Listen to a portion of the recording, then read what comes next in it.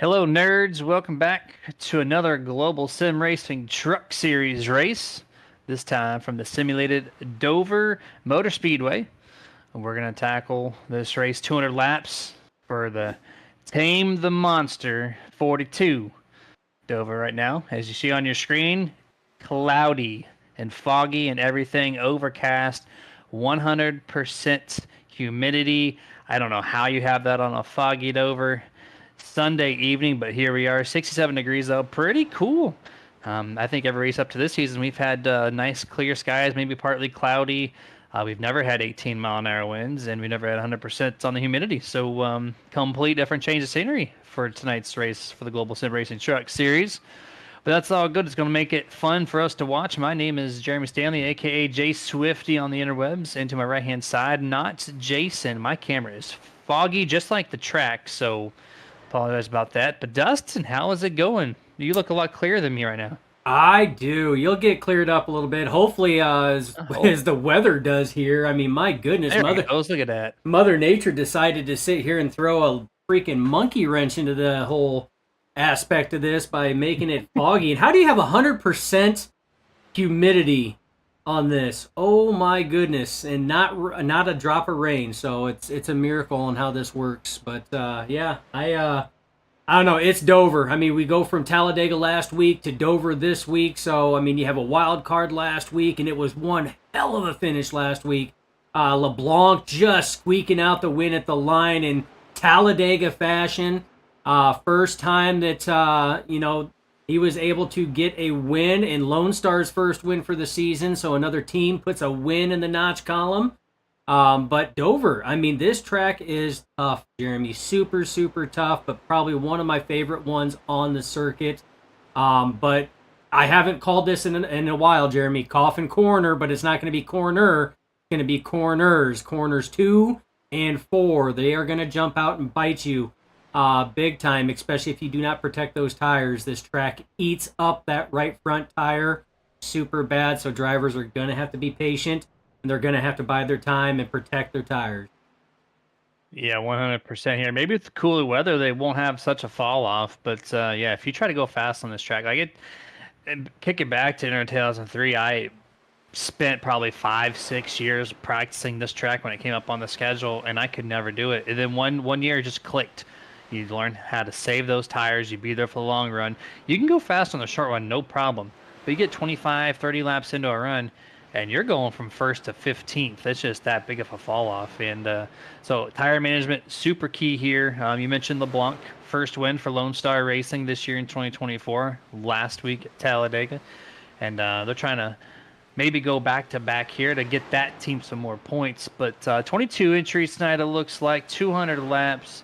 It's going to be a lot of fun. It's going to make it fun for you trying to find camera angles where they're not covered up in the fog. But I think the forecast is showing a little bit nicer weather in the back half of this race. We're getting to partly cloudy around 4 p.m. server time, which is 2 hours. So toward the end of the race, Dustin, we might be having some blue skies.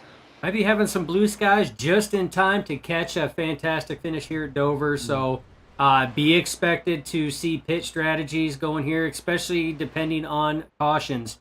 We were surprised last week at Talladega. We had a couple cautions in the early stage, and we had a long run, and then the cautions happen at the end. I mean, very similar thing can happen tonight as drivers try to get set in and kind of feel out other drivers there. We might see what's going on. You've got varying sets, driving styles, because it is an open setup league.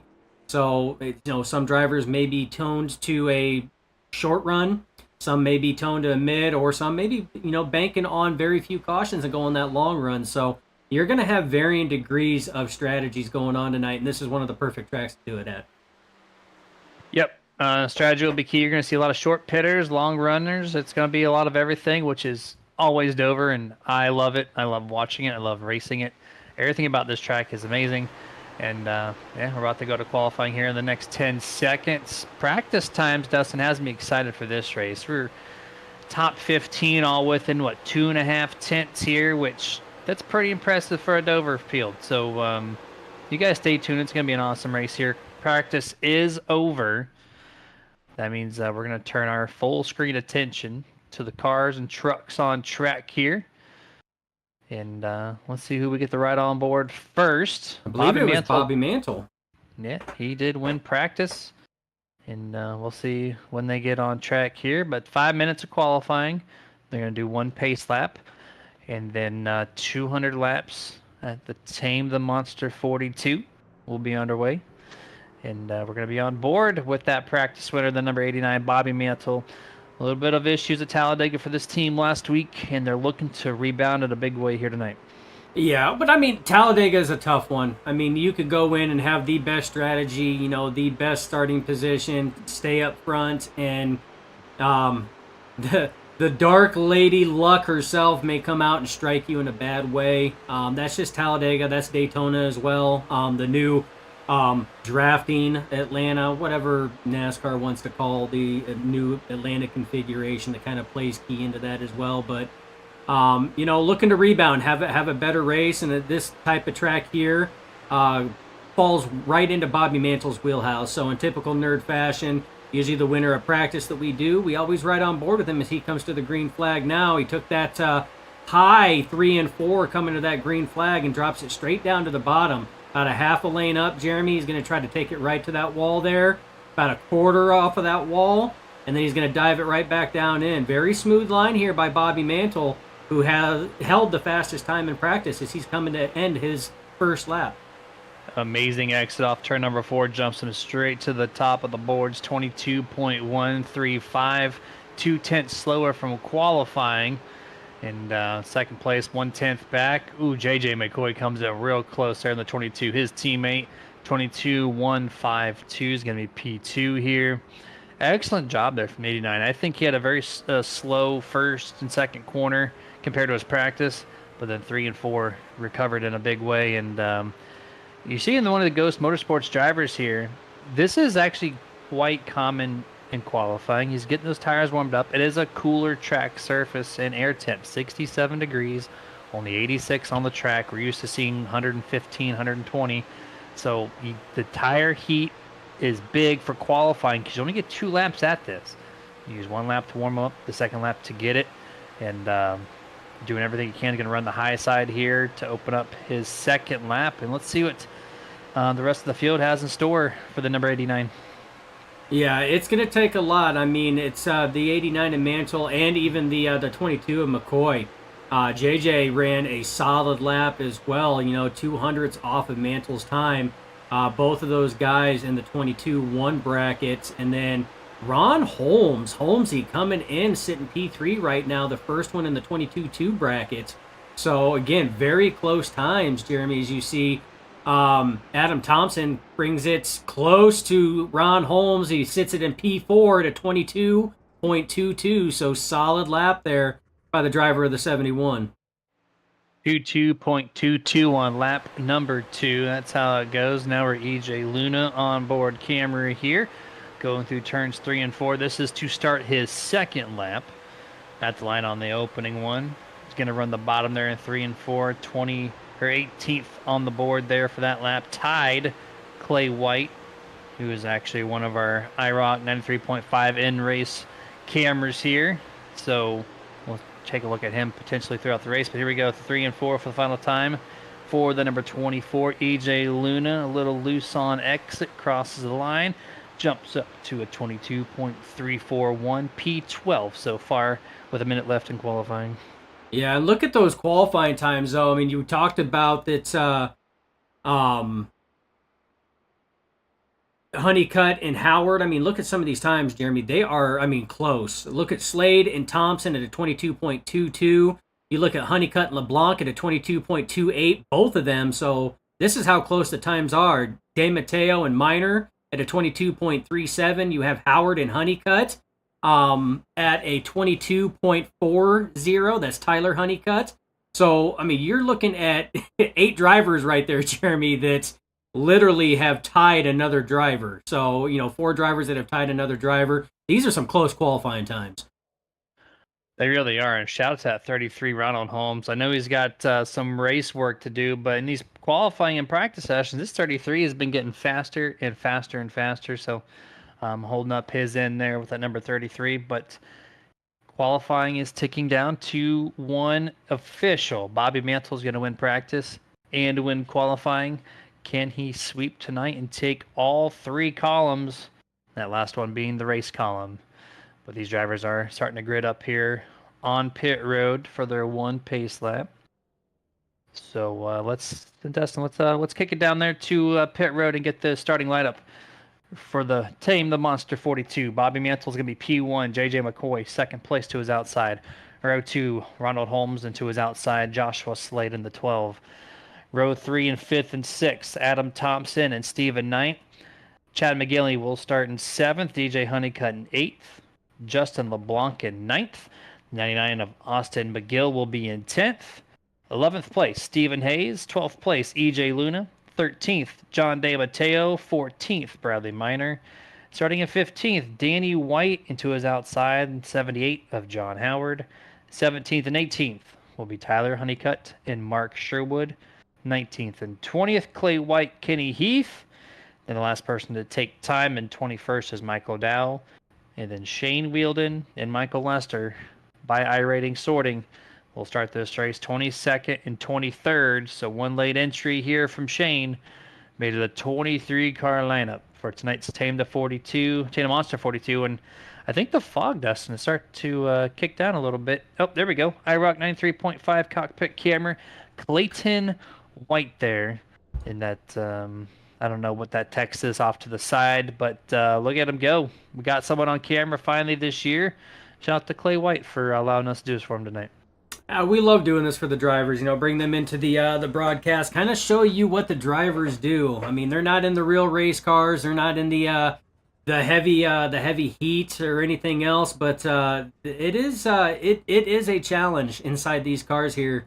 You see him kind of warming those tires up coming off pit row, but Jeremy, it's going to be one hell of a race here at Dover. I'm excited to get this race kicked off. It is going to be a fun one. You know as well as I that this is one of our favorite tracks to actually run at. We enjoy running this track. It is a great track. We're starting to you see that blanket of clouds right now, but I'm starting to see some sunlight starting to peep through them, and you can actually see down the whole entire straightaway without, loss of vision. So this thing's going to get clearer and clearer as this race progresses.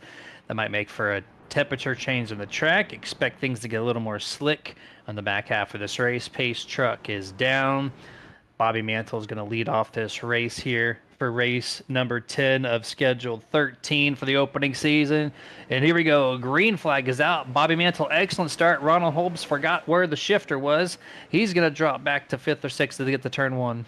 Yeah, that was a tough restart, and Ron Holmes already down to the apron on that one there. Really loose on that restart there. He got real close to the truck on the outside, and that air just pushed him and just packed that air on it, took him down. He's going to fall all the way back from his third starting spot. He's now held at 21st position, but back up front right now, Mantle picking up where he left off last week. But I tell you what, that 12 of Joshua Slade is all over him. Only a truck length separate these two. But Jeremy, these two have kind of pulled away from third place. That is Mantle's teammate, JJ McCoy, and right behind him, another teammate of Grim Reaper Motorsports, Steve Knight.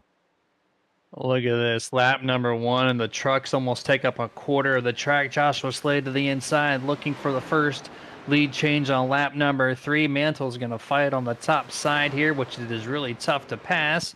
You got to avoid that outside wall if you're 89 directly side by side in our first Boomer Buttons box. Oh, it's the 33. Brings out the Boomer Button box caution here on lap 3. Hits the wall for good measure there on the infield turn 3 and 4. And we're going to go to the Nerd TV replay. Dustin, what do you got over there? Yeah, he was real low. Oh, it looked like he was, Kenny Heath come back up there. I mean, Holmes come from the bottom of the track all the way back up. We're going to have to rewind that one back a little bit. Try to get a little bit more of what happened, but Holmes was way low on that one. Coming through, looks like he just got loose coming out of the corner. Yep, got loose. Man. Bounced it off the wall. Oh, Lester did as well, and then he come right back up there. Heath had nowhere to go, was not expecting Holmes to come back up that fast. Just a little bit of a tag there was enough to spin it around, but let's go back and see the impact there from Lester. That was just brutal. Yeah, he lost the whole front clip of that Chevrolet Silverado, 3 and 4 right here, and he got loose before he got to the straightaway even, Ooh. and then bam, that camera flashed because he hit so hard and took the nose off that thing. Heavy damage to repair on that number 6. Oh, for sure. So, and the thing was, is him and Holmes got loose right at the same spot too. We're coming right off that corner. But remember, we talked about it in pre-race, Jeremy. Corners 2 and corners 4 are gonna be coffin corner. It's either the car is gonna get loose or the car is gonna get wicked tight there, depending on one, how your setup is, and two, where you're at in the run.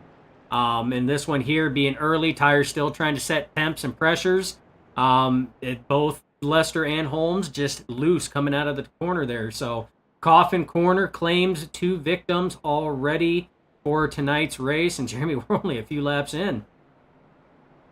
I feel like this is going to be an excellent sponsor shout out here. You see in the upper right hand corner the now, but iRacing iFlag. If you don't have one of these, get one today. Head over to iRacingIFlag.com. It's the official flag marshaling partner for us.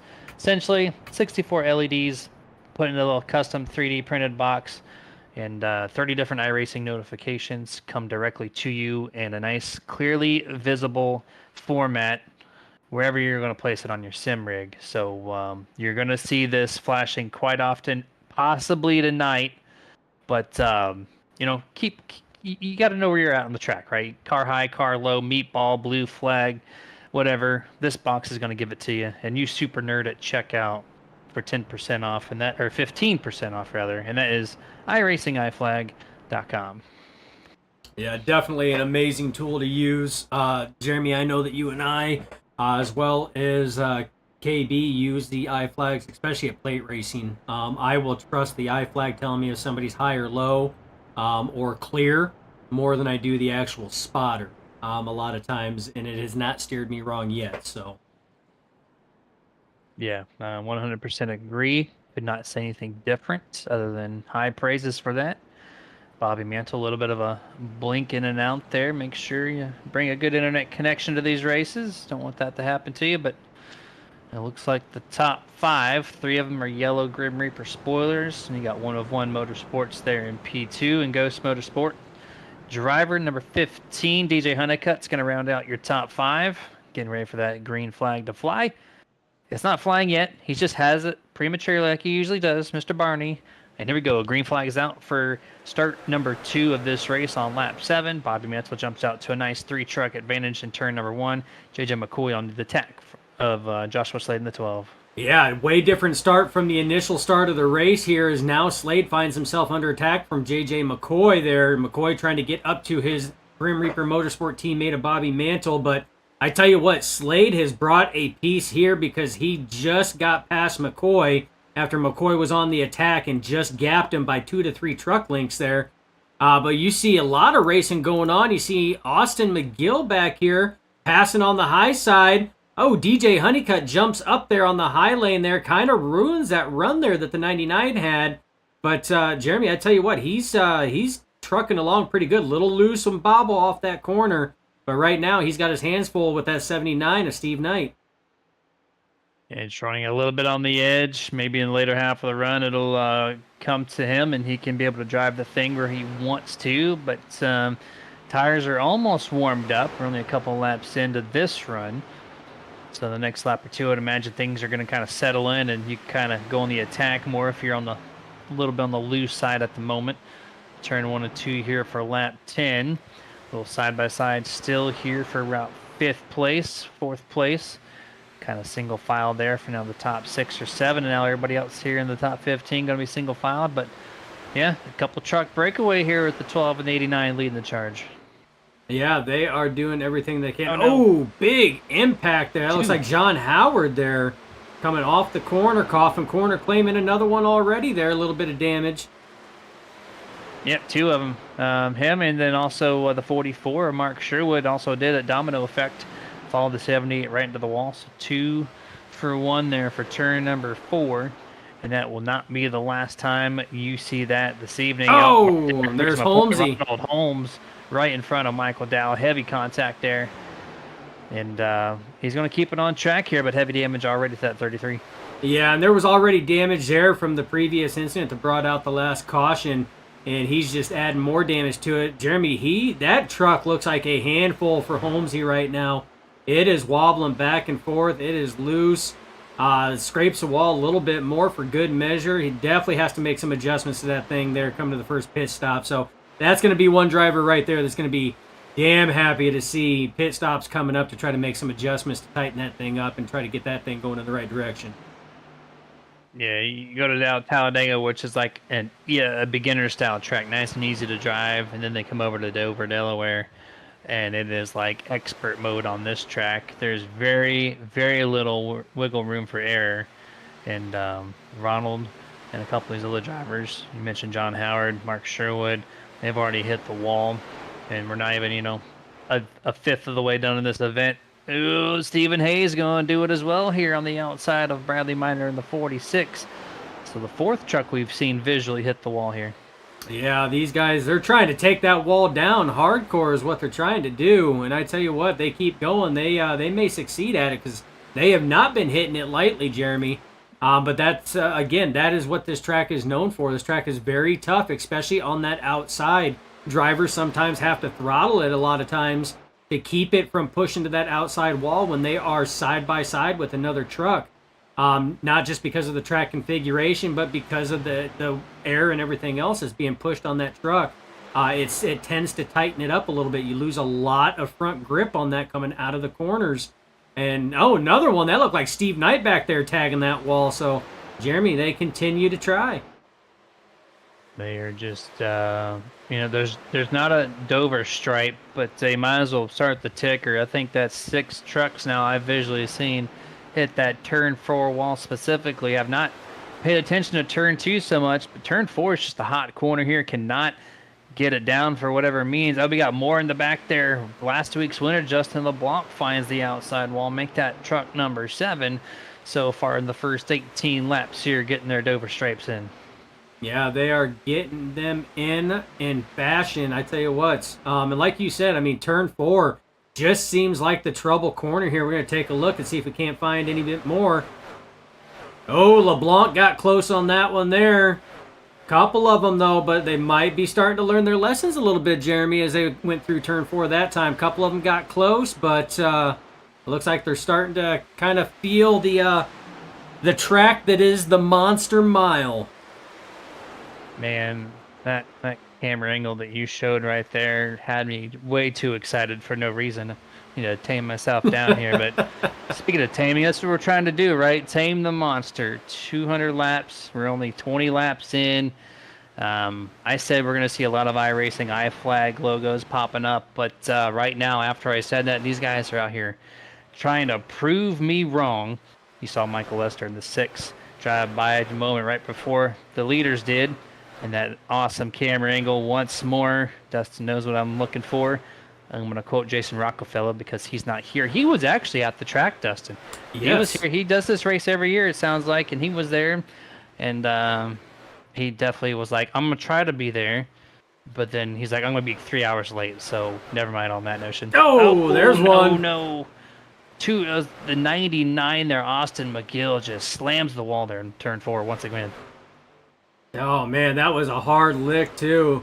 Like you said, I mean, you see the difference there. They leave about a half a truck width or more away there in turn 2. But turn 4, man, they are right up against Lester hard into the wall. Man, this is the hot camera right here. Man, they are just running and bumping and grinding, Jeremy.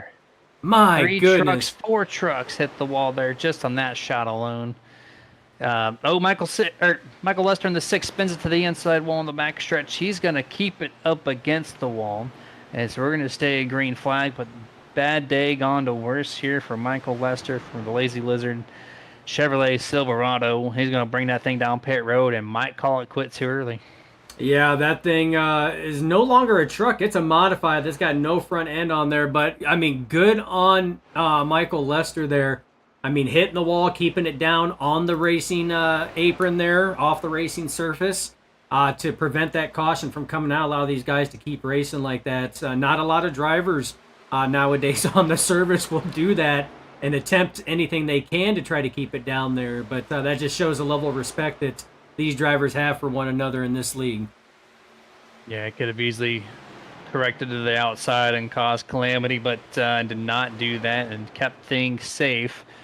Just kind of cycling through the field here. Here's Chad McGinley, your points leader through the first 9 Ooh! races. Even he the wall once more in that 13 Whataburger machine.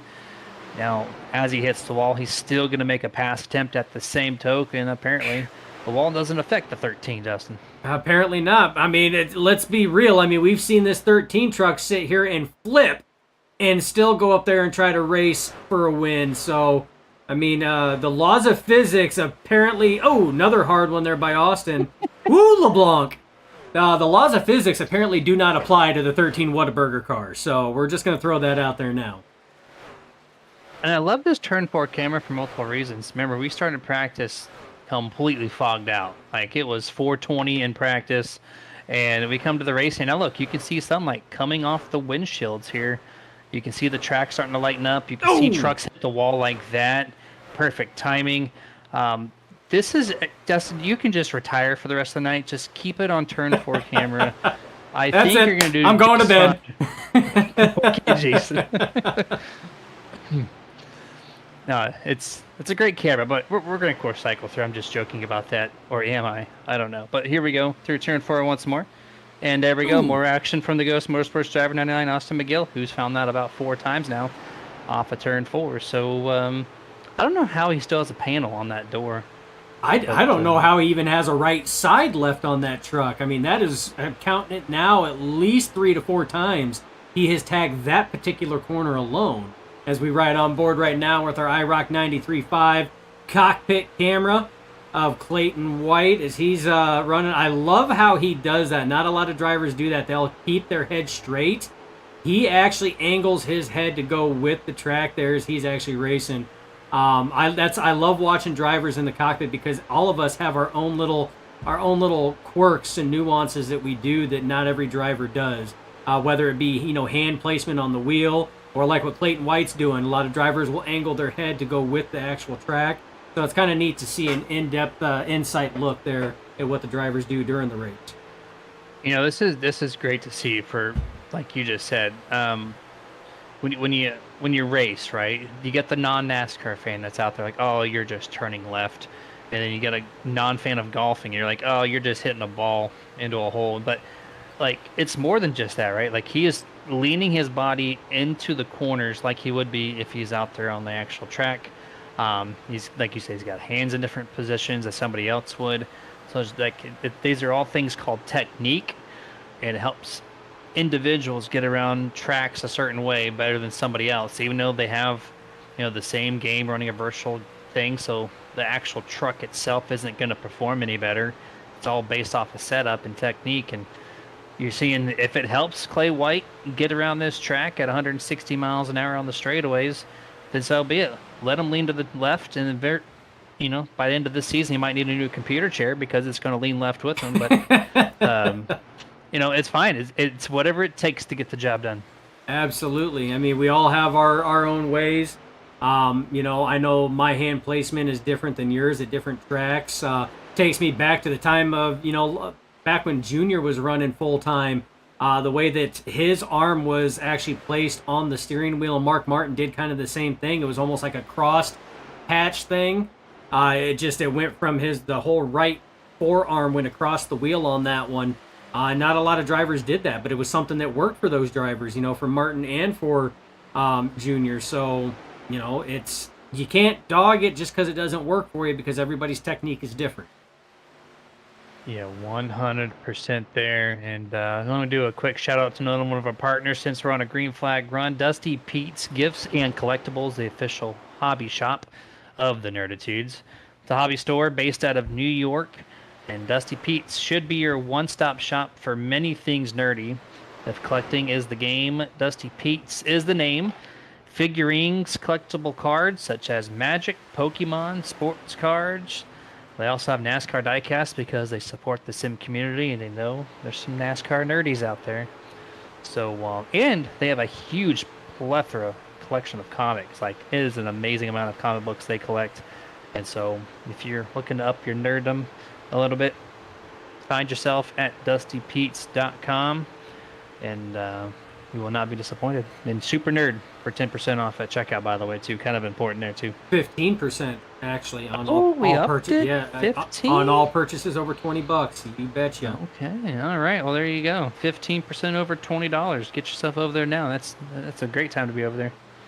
And while you were doing that, amazing shout out to Dusty Pete's, fellow nerds. And as a caution comes out now, Joshua Slade made an awesome pass on the outside. And this caution here looks like it's going to involve the 71 of Adam Thompson and the 5 of Kenny Heath, Jeremy. So we're going to go take a look and see exactly what happened on the Nerd TV replay. Kenny Heath pretended to be the Undertaker here.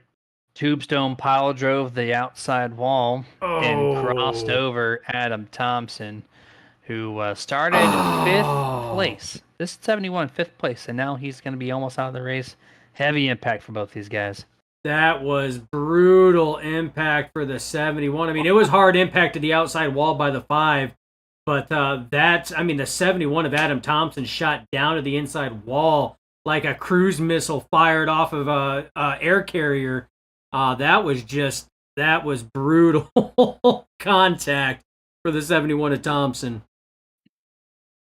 Dustin, what are the chances, as you're riding once more here with Adam Thompson, what are the chances I'm going to make an Undertaker reference before I realize that Shawn Michaels is over the 5 truck?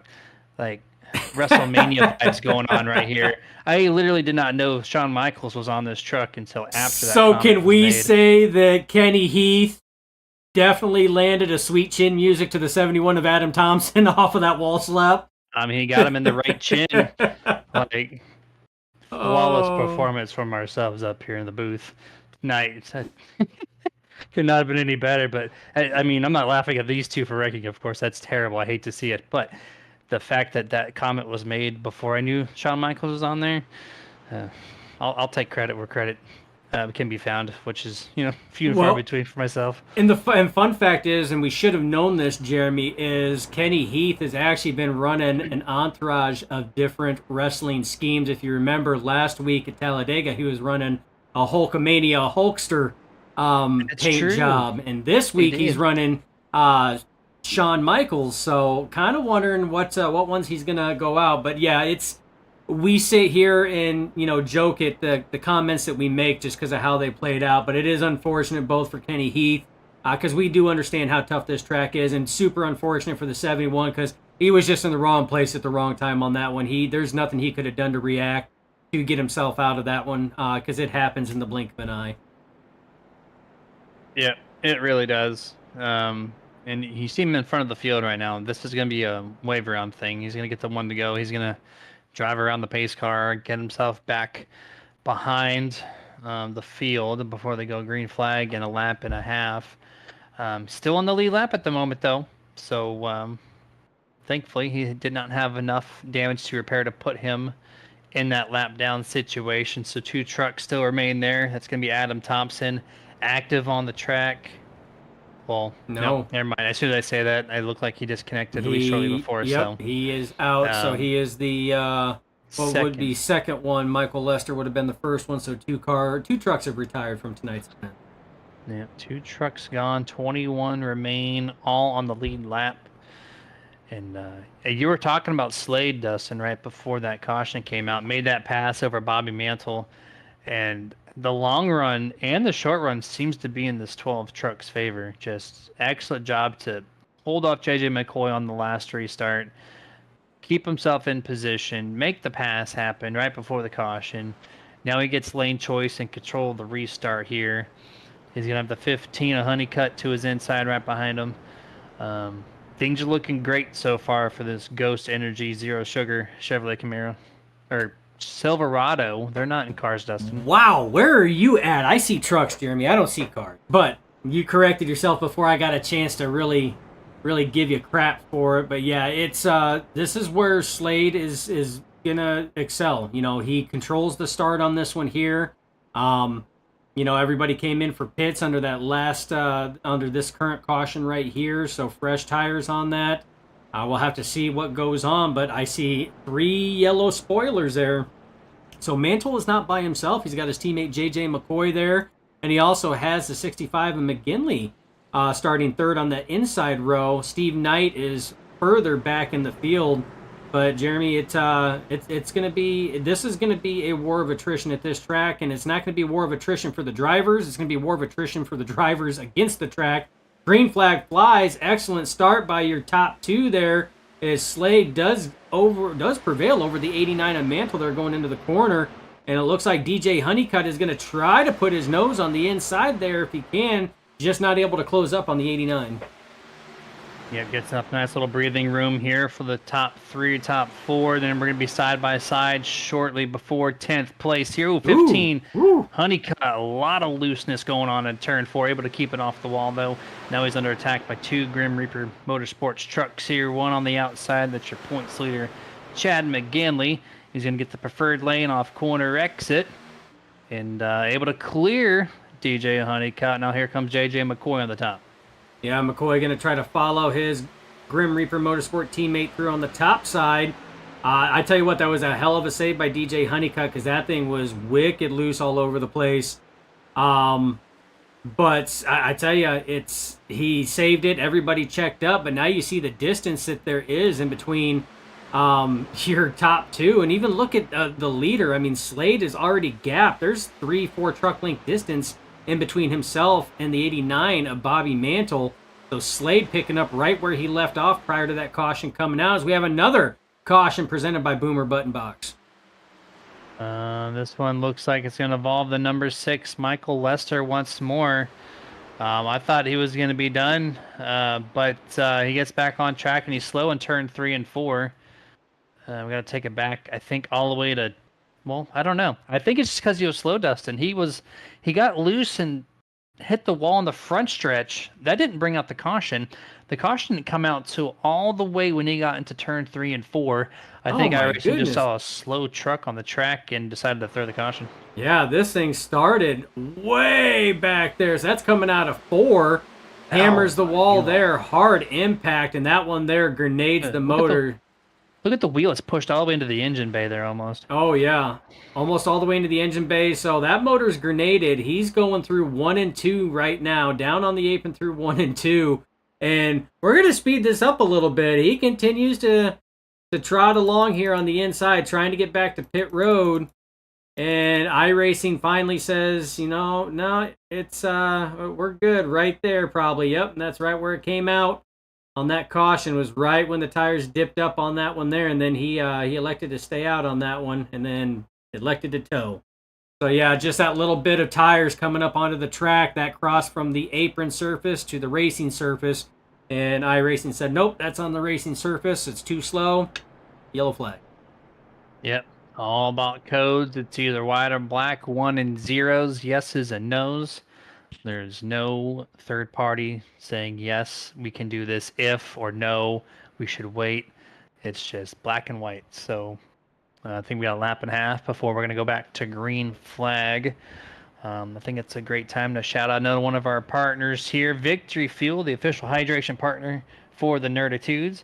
Victory Fuel has a load of electrolytes, absence of caffeine, and low sugar content, which makes it a perfect drink for you to stay hydrated, energized, and you can share it with the entire family because kids can have it with the lack of caffeine content. So healthy, gives you a bunch of vitamins, keeps you hydrated, tastes great. It's not in a crazy amount. It's only a 12-ounce can. I know I'm drinking some right now as we speak, minus me actually talking. I can't do that at the same time, of course. But either way, head yourself over to drinkvictory.com and then use promo code SUPERNERD, of course, our famous code here at Nerd TV. It'll save you 10% off your purchase at drinkvictory.com. Yeah, an amazing product there. Is again, we are still riding around, Jeremy. The pace lights are still on the pace car there, so we at least have this lap plus another one to go around before we can even look at green flag racing. But already we have seen the coffin corners, the ones we talked about, struggling there. From what Adam Thompson's saying, some drivers having a hard time out there as well, just with the track. getting a handle of it. Cars getting loose and bobbling, all over the place. So this is a tough track, Jeremy. I don't get in the booth a lot of times, with you guys. Usually only when only when Jason's not available am I able to get in the booth. But I have made mention about tracks that are drivers' tracks. Martinsville was one of those. Martinsville is a driver's track. That you either love it or you don't love it. Dover is another one of those. You either love it or you don't love it.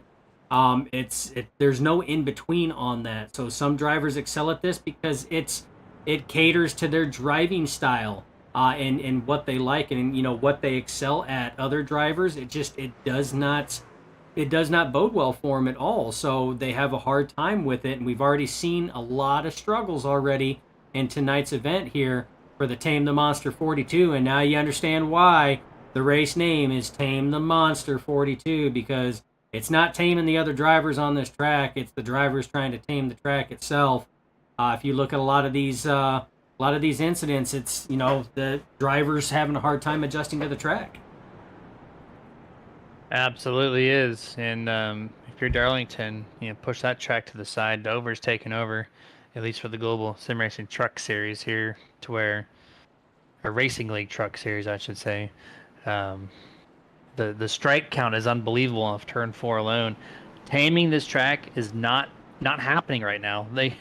These guys need to keep away from turn 4 wall. You've seen I almost promise every you single that wall truck is not going anywhere. I promise you. It's virtual. The safety barrier is only there for looks. It doesn't actually do anything, so don't test it out. It's not going to push further. And we're going to restart this race on lap 51. This will mark 1/4 of the way exactly through tonight's 200-lap event. Here we go. The 89 Bobby Mantle, a little bit of a tire spin situation. Going to allow Chad McGinley to creep through, put himself into P2. But the number 12, the fastest truck on the track, is going to have clean air on the back straightaway. Yeah, this 12 of Slade has brought a piece to the track tonight because he has been just flawless all race long tonight. It's not through lack of effort because the Grim Reaper guys have been trying, but right now McGinley trying his hand at it as he closes in. McGinley drove it hard into the corner there, definitely gained and had a better quarter entry, but I tell you what, Slade just has that better center off speed and grip there, and that's where he gaps it. So whatever McGinley gains on the entry, usually Slade pulls right back on the exit. So definitely a tough track, but right now Slade is the conductor right now of the Grim Reaper Express because he's got McGinley, Mantle, and McCoy lined up nose to tail right behind him. Rounding out your top 5, somebody we haven't talked about a whole lot, Jeremy, is that 24 of EJ Luna. We talked about a little bit in practice qualifying, but when the green flag dropped, I don't think we've said his name once as he's just quietly sitting in that P5 position on lap 54 here. I want to make a quick jump back to your race lead, not to overdo that, but you said conductor, so that kind of triggered a thought. This track in particular, if it's not a super speedway, you set the pace at it doesn't matter what track you go to. Dover, if it's not a super speedway, you set the pace. You really do. It gives the drivers behind you a clear judgment on how much to push the truck, how much tire to save. And so right now the 12 had the 89 in front of them for the most part the first fourth of this race. So Bobby Mantle set the pace. 12 figured it out. And now the 12 has the fresh air and has green flag laps ahead of him. So now he has to figure out what pace he wants to run. And every single truck behind him is going to do the same thing and then go, okay, I need to push it here because I don't want to save this much tire, or maybe I should back off a little bit more than the race leader because I want to pass him in 20 laps from now. So Dover, when you're leading this race, you are a conductor. You definitely set the pace here. Oh, absolutely you do. And that's what the 12 of Slade has been doing. But we have to give hats off to the 89 of Mantle as well, who has led a number of laps at the start of this race. He was doing the very same thing. So all these drivers have really brought a really solid piece tonight. As you see McGinley now close in a little bit more, starting to pressure the 12 of Slade there, going into the turn 1, going through turns 1 and turn 2 now. It was about a truck length, now to about a half a truck length as he closed in, going down that front stretch. He's doing that, and side by side here for 6th and 7th place here, DJ Honeycutt, Clay White IROC 93.5 cockpit camera.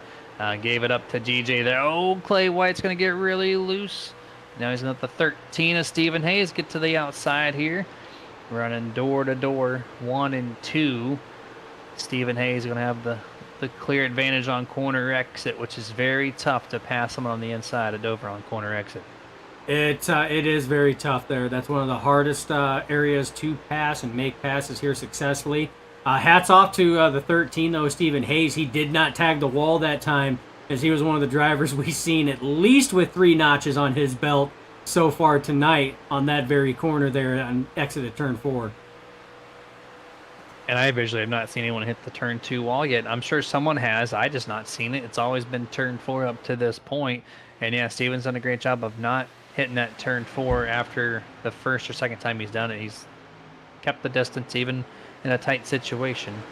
And now he's just following suit with the 15 right in front of him here. So it's 15, 13, 14 here for 6th, 7th, and 8th place. Then you got a big group of trucks right behind them, Dustin, that are just fighting for the top 10. Yeah, and that's led by the 26 of John DeMatteo. He's got the 99 of Austin McGill right behind him. And then last week's winner, the 85 of Justin LeBlanc, is behind him. So these drivers here fighting and duking it out right now. Just inside the top 10. Like you said, this is for 9th and 10th, as you see McGill going on the inside to take over the 9th spot to kick the 26 of DeMatteo back to 10th. But LeBlanc wanting to try to crack the top 10 here as well, trying to put his nose down there. DeMatteo, a little bit of a block there, but to no avail. The 85 of LeBlanc still able to put his nose down there. So DeMatteo going to potentially, as long as this pass clears coming through the next set of corners, could fall back. But I tell you what, he's fighting hard on that top side, Jeremy. Yeah, this is a very active part of the track right now. John, almost got touched on the inside there. Last corner exit turn 4. Pretty racy for about a lap and a half here, and then at the moment it's going to kind of dissolve a little bit. Now they go back to single file here. This is 9th through about 14th or 15th on your screen through 3 and 4 at this time. Just kick it over to the iRacing iFlag track map for the first time tonight, and this is about 20-25 laps continual green flag action. I lied to you. We restarted on lap 51, so 15 laps, and we're almost halfway around this track from your leader to last place, and so this is natural Dover here, spacing out in this green flag run. Yeah, and the longer the run goes, if we can get through a full green flag run to get to green flag pit cycles, it's not going to take long, Jeremy, and that track map is going to be covered with a bunch of those little gray dots, and each gray dot represents a driver. It's going to be covered from one end to the other, and that's when it really gets interesting, because then you sprinkle in lap traffic with these lead lap trucks. You sprinkle in drivers that are trying to stay on the lead lap and not go a lap down because nobody wants to go to that. So that's when it really starts getting interesting. Right now, these drivers are just setting pace and just logging laps. And this is a great time to kick it to our first picture-in-picture commercial break. We'll be right back in just a few laps.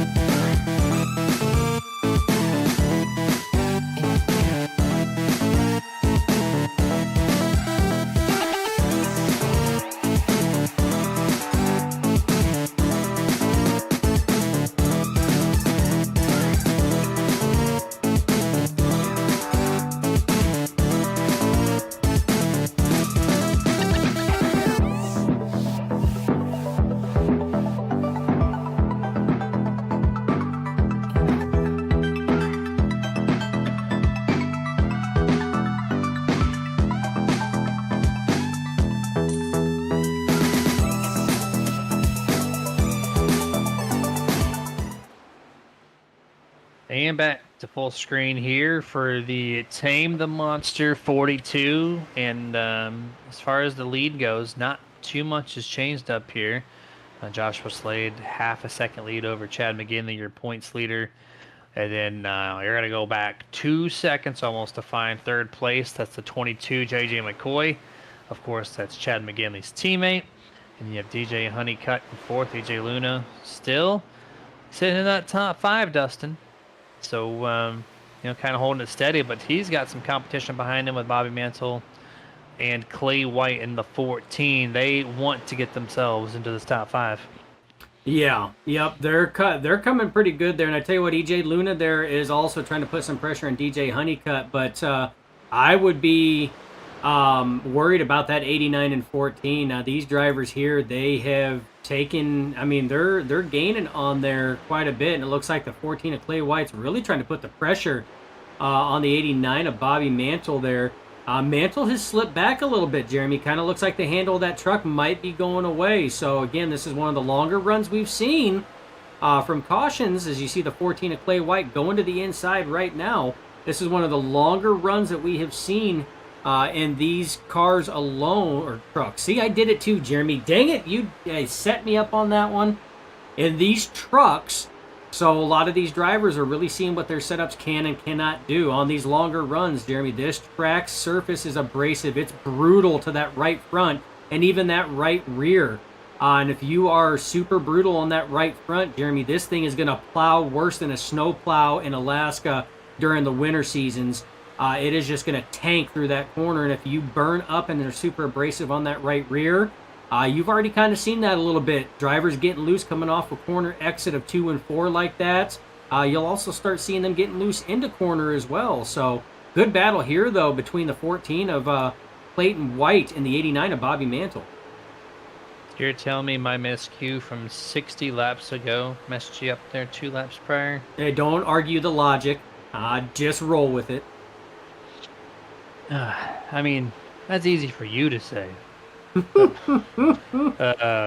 Yeah, no, for no kidding though, this battle right here, I've actually had my personal camera on this battle for the past 10 laps. Also, A14 Clay White on the inside of the 89 Bobby Mantle, just been great side by side. This is not great for tire wear, however. This is eating those tires up. You talked about the shredding of the tires here at Dover being just, it's so bad with this how this concrete surface is, and these guys don't care.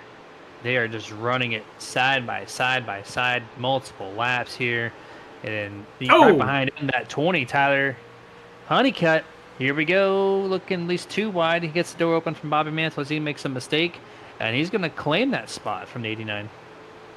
Yeah, it's that's exactly what you were talking about, though, was, wearing those tires.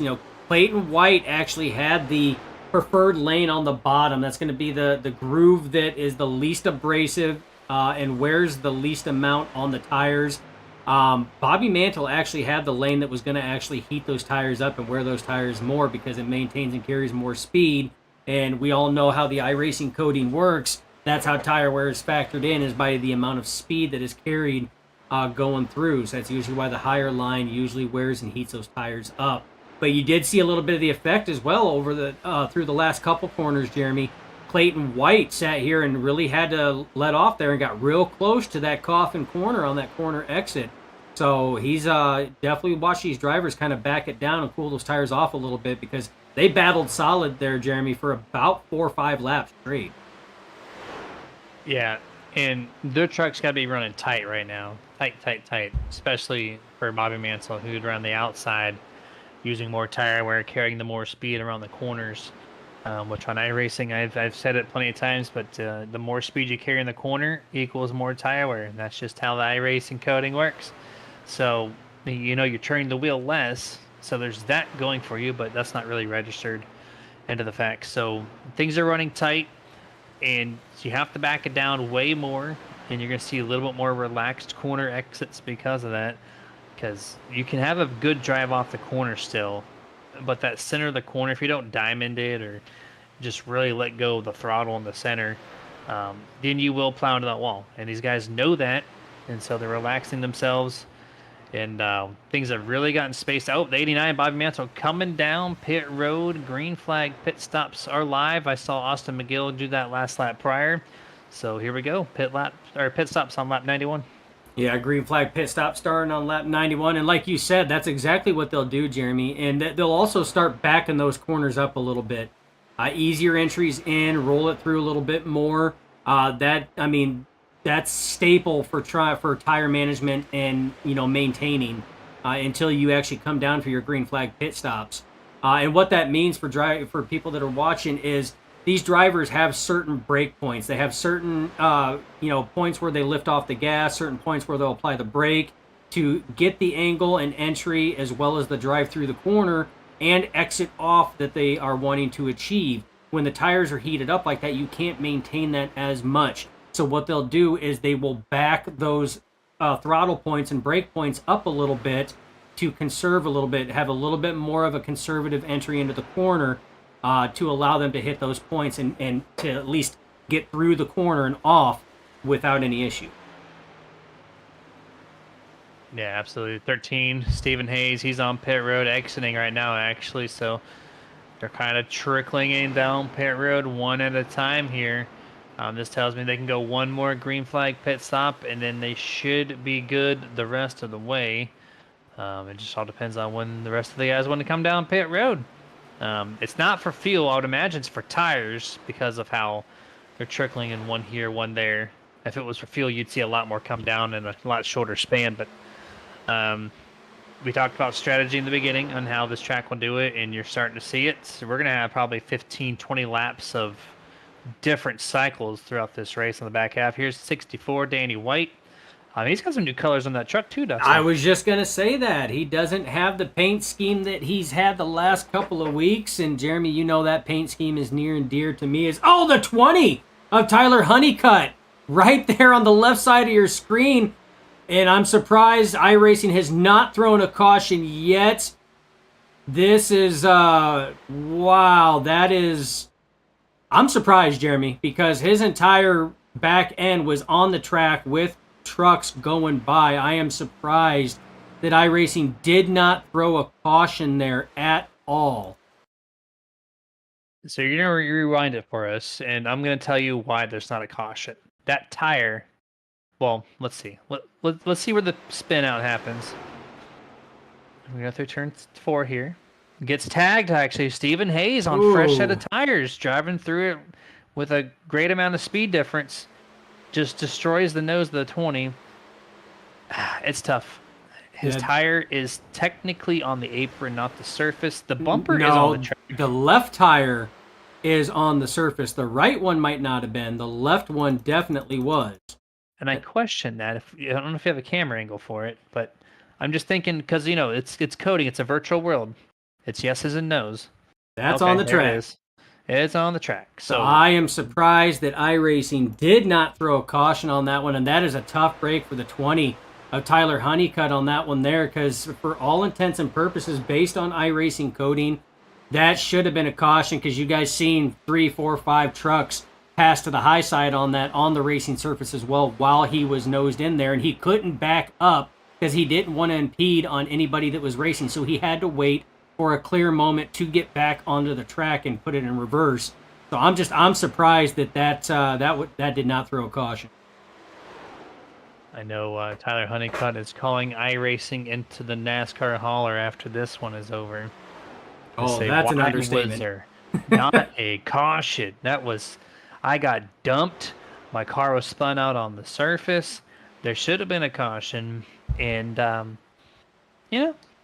I maybe Barney on the flag stand is out to get some ice cream or, whatever the case is. He didn't want to throw the yellow, but you see more trucks on pit road. You see 3 right now stopped in their stall, and you got 4 more en route to find their virtual crew members. LeBlanc, Stephen Knight. You got the 44 there. That's Sherwood. Busy stop here this lap. Yeah, very busy stop coming in. It's still got 6 drivers that have not come in. That's going to be your top 6 running order right now. Joshua Slade, DJ Honeycutt, JJ McCoy, Clayton White, John DeMatteo, and Brad Miner have not taken their green flag pit stops yet. So this cycle is still underway. And Jeremy, it looks like these drivers are looking to try to stretch it. Right now, that 12 of Slade is riding pretty and comfortable right now. So as long as he's taking laps, I mean, he's still putting down some solid laps there right now. As you see, the 13 of Stephen Hayes on fresh tires still taking a little time to catch up to him. He will get to him, but it's not as fast as what you would think. It's taking a little bit of time, and you got to remember, Slade's on older tires. Oh, we got a caution. I thought I heard something in my ear, and yep, there was a slide somewhere. Now we're gonna try to find that wreck. You got it real quick. You're okay. It looks like your points leader. Uh-oh, Chad McGinley through 3 and 4. Oh, His teammates gets involved. Steven Knight, fresh out of Goodyear's. Oh, this is going to be painful. This is going to be painful. Oh, not terrible, but it definitely did a little bit of damage, though. So that's twice now we've seen a truck on fresh tires cause a wreck. Not like intentional or anything, but Steven Knight, of course, he rammed Tyler Honeycutt. We went over that. And now fresh tires not warmed up enough for Steven Knight on the outside of 3 and 4. Look, he's in the marbles, essentially. No one's really running up there that high. And slaps the wall, and then nowhere to go for Chad. Spins in the inside wall here. Loses the hood connection.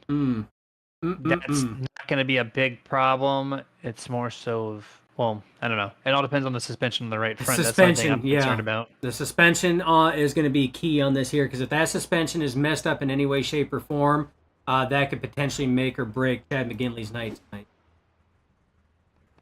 Yeah, that's not good to see.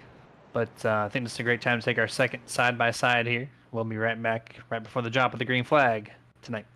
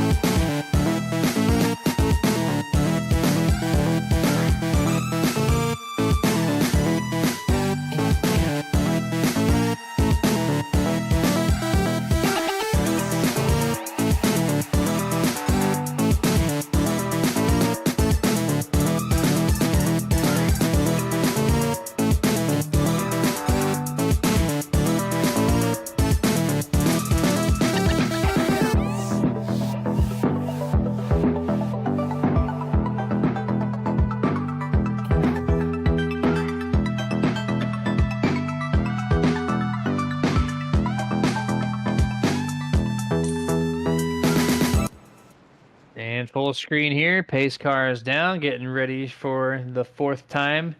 Barney's going to fly that green flag in the air, and here we go. Green flag is out here on lap 109, just about, or just over halfway of tonight's 200 lap race. Tame the Monster 42. Slade's going to get us a little 3-truck length advantage here over second and third place. Looks like the 15. DJ Honeycutt's going to resume in second. McCoy third. Clay White fourth. John De Matteo, welcome to the top 5, and they quickly single file to the top 10. Yeah, right now this is one of the big battles right here. Is the 22 of McCoy is all over the back end of the 15 of DJ Honeycutt, trying to put his nose on the inside there, just not enough as we're getting aerial coverage from our drone camera there.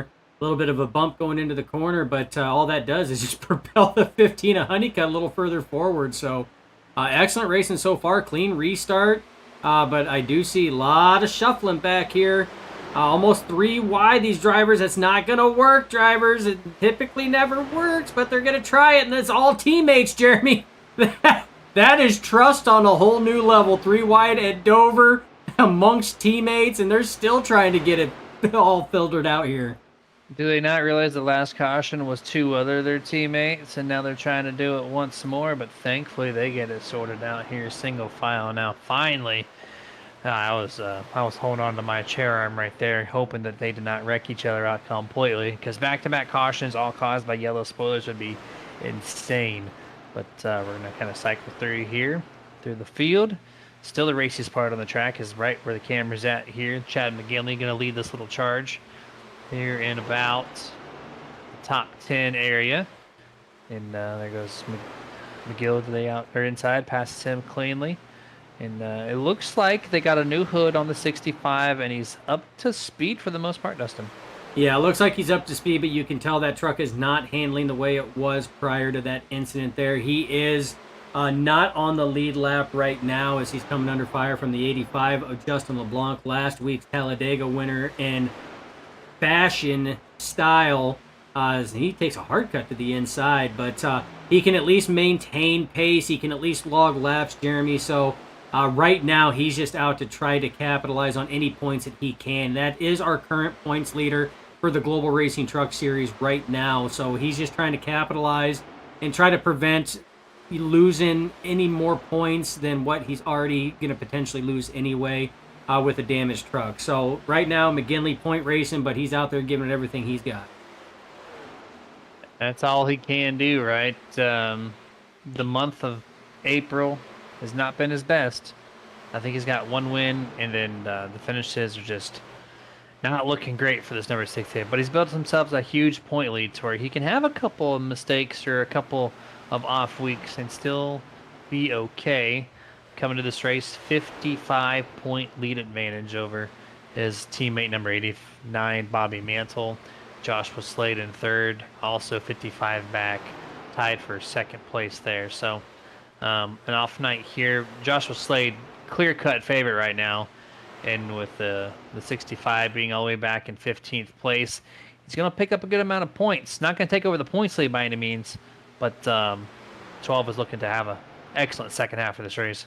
Oh, yeah. Both the 12 and the 89 of Bobby Mantle are going to cut that points lead down that McGinley has with this one here, just because McGinley is, again, he's marked back in that 15th position, not on the lead lap. Joshua Slade is looking to capitalize as much as he can as he is leading this. And Bobby Mantle, who's currently your second place in standings right now, tied in second place in standings with that gentleman on your screen, is back in 7th place. So he's still going to gain a little bit, but the one that's looking to gain the most right now is going to be Joshua Slade, if it would end as they sit right now, Jeremy. But we still got 80 laps to go, Jeremy. So, I mean, anything can happen in 80 laps. We've seen that. We've seen, teammate on teammate contacts, knock, Chad McGinley out of contention for this race right now and damage the truck. I mean, we've seen about everything. We've seen teammates go 3 wide at Dover, which typically never works, and they made it work somehow without any catastrophic outcomes. So right now you got a battle for second. DJ Honeycutt cutting down to the inside of JJ McCoy, and Clayton White there, our IROC 93.5 onboard cockpit camera, has been right there in the mix of things as well, Jeremy, as he's trying to crack the top 3 podium. He's trying. He's doing a hell of a job here. It'd be the first time he gets himself into the P3 if he can do it. He does a little crossover there. Going to have just the slightest amount of nose underneath the 15 DJ Honeycutt. Getting through 1 and 2. He's going to try to keep the momentum up on the straightaway. Just it's so difficult here. We've talked about it. Hard to make a move when you do not have the favored position over the person on the outside of you. Going to give that spot up back to P4 once more. He rotates and gets a much better corner exit than the 15 does. But just the fact that it's so tough to pass here is preventing him from progressing further into the lead here. Yeah, and you talked about that momentum on exit. He seems like he's got a better exit than most drivers here, but if you see, he goes in about a quarter truck width higher than some of these drivers do, and it allows him to angle and arc it from the center off coming down, and then he gets that good run coming off. As he's going to take it a little wider, so he's going to try to get that good run. He's going to angle it down to the track. Going to try to get a little bit better of a run here, so he gives it up going into corner entry to try to make it up on corner exit. Yep, trying everything he can here, but be patient. You're going to have one more pit stop. We saw pit stops as early as lap 70 and trickling to lap 80 and potentially 90s, which about 80 laps will be the way to go. So, I mean, it's going to be tough. I don't know exactly what the fuel mileage looks like. They might be able to make it, but the tire wear, if you save your tires, you can possibly make it to the end. So that'll be something we'll have to keep an eye out if it goes green flag the rest of the way. But yeah, it's going to be fun to watch that. And here's EJ Luna on the attack of John DeMatteo. This is actually, well, I'm going to take that back. I don't think, yeah, EJ Luna's 1 lap down. I apologize. So he's not for position here. But this is Matteo here in P6. Absolutely. And yeah, you know, like you said, it's we don't know how long some of those drivers were, like Slade and McCoy, Honeycutt, Clayton White, Brad Miner, how long they were going to stay out. You know, they just happened to come into pits just by proxy because that caution did come out between Steve Knight and Chad McGinley. So they could have extended it even more because, like you said, you don't have to pit for fuel. It's not the real reason you're pitting. The real reason you're pitting is because your tires. Just because the tires are just shot. They do have a life expectancy on them at this track. So those, 6 or 7 drivers, actually I think it was 6. I think Brad Miner was the last one. Those 6 drivers could have stretched it out longer, Jeremy. So we don't know exactly the full length that they actually could have pulled. Yeah, it would have been fun to see, but now we just have to guess and figure it out as we progress into this race. We're going to be at the line at lap 130, so 71 laps to go in the Tame the Monster 42 here. And things are pretty spaced out here. Take our time to thank another sponsor, Admin Box. Admin Box is built by iRacers for iRacers to be utilized in league and hosted racing. The goal is to make race control as easy as possible for race admins, either racing or providing race control.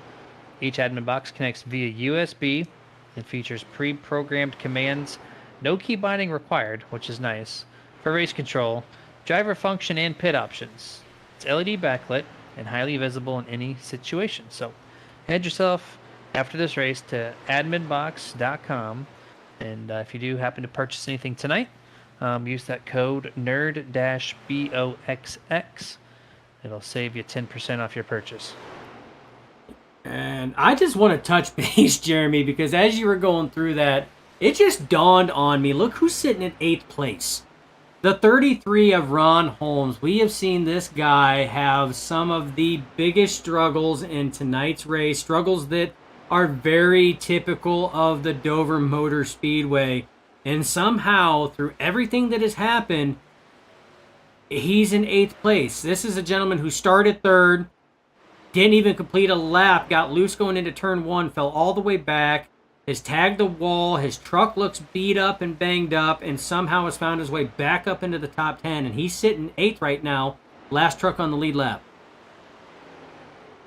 I don't know how. I'm so glad you actually picked up on that because Did not count the 33 on the lead lap, just of all the woes he's had.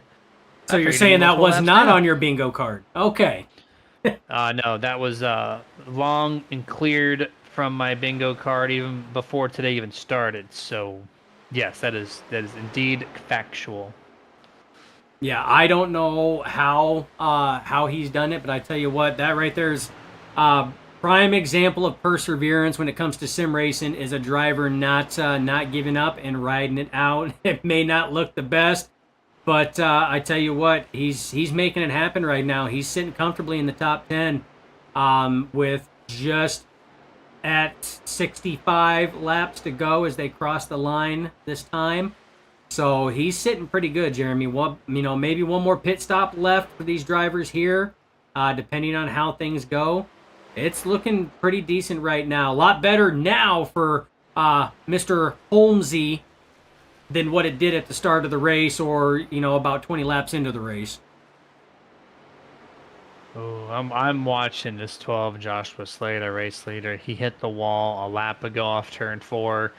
His ass end of his truck is just hanging out loose in turn 4 that last time by. Let's see what this time looks like in turn 4 for this number 12. He is not comfortable with his truck right now. Go through one and their first half here. And much better, much cleaner turn 4 that time, but as Dustin is fine-tuning the drone camera here on the right rear spoiler. 1 and 2, I don't think he has much of an issue. Nice clean exit here, no problem. He's got a truck in front of him, so it's going to tighten up the truck a little bit as he gets to the inside of John Howard here in the 78. Oh, right there, he's loose, he's loose, he's loose. Hang on to it, Woohoo! big wiggle. His right rear is especially it's overheated, it's shot, worn out, but he's got the 2.5 second advantage to kind of cool it off. Yeah, and that's what he needs to do. He needs to kind of just back it down. He's going to lose a little bit of that gap that he has between himself and the 15 of DJ Honeycutt, but he's got to get that right rear cooled off. Remember, Jeremy, about 40 laps ago, I talked about you're either going to chew up that right front and it's going to push like a dump truck, or you're going to chew up that right rear and it's going to slip and slide like you're driving on ice. And right now, Joshua Slade has chewed up and overheated that right rear. He needs to cool that bad boy down because it is screaming and cussing at him like a sailor right now. And he's still gaining on second place, so it's not the problem. It's the wreckability, the drivability of this 12. If you put yourself into the wall and cost yourself the race, that's so much worse than somebody else taking you out, I feel like. So just make sure that truck stays clean. That's all it's important. He's gaining continual 0.2 here, 0.1 here, 0.2 here on the 15 second place DJ Honeycutt. So just take care of that truck, drive it a little bit easier. You've got the speed in that thing, and bring it on home. Yeah, and that's what he's got to do. Like I said, we're working lap 142 of scheduled 200 distance. At this point in time, put that bad boy in cruise control. You don't have to push it super hard right now. Put her in cruise control, drive those miles, and like you said, Jeremy, bring it home. Right now, because here pretty soon, Jeremy, he's probably going to gain. Oh, is Clayton White wicked loose off of turn 4, and that seems to be the coffin corner for a lot of drivers is turn 4. I tell you what, that was a hell of a save by our IROC 93.5 onboard cockpit camera driver of Clayton White. So again, a lot of ill handling trucks right now with that turn 4. He's still loose coming through turn 4 there, Jeremy. So it might not be just a 12 issue of Slade. It could be a number of things. One thing to remember, though, Jeremy, is right now, Joshua Slade, who is having that issue, is also teammates with the 14 of Clayton White. So we do know that teams share setups and information. So could this be something in the setup that right now it's just not liking this track temperature? Because, look at the skies, Jeremy. Look at this. It is cleared up now. We do not have fog or a lot of cloud coverage. Like you said, it was going to actually clear up, and now we are getting sun on that track. So that track is heating up at this point. Yeah, the sunlight is on the track, and you see the weather. It's still stationary, surprisingly, but I don't know. Maybe that'll start creasing here momentarily. You see it went from 18 to 17 miles an hour, now back to 18.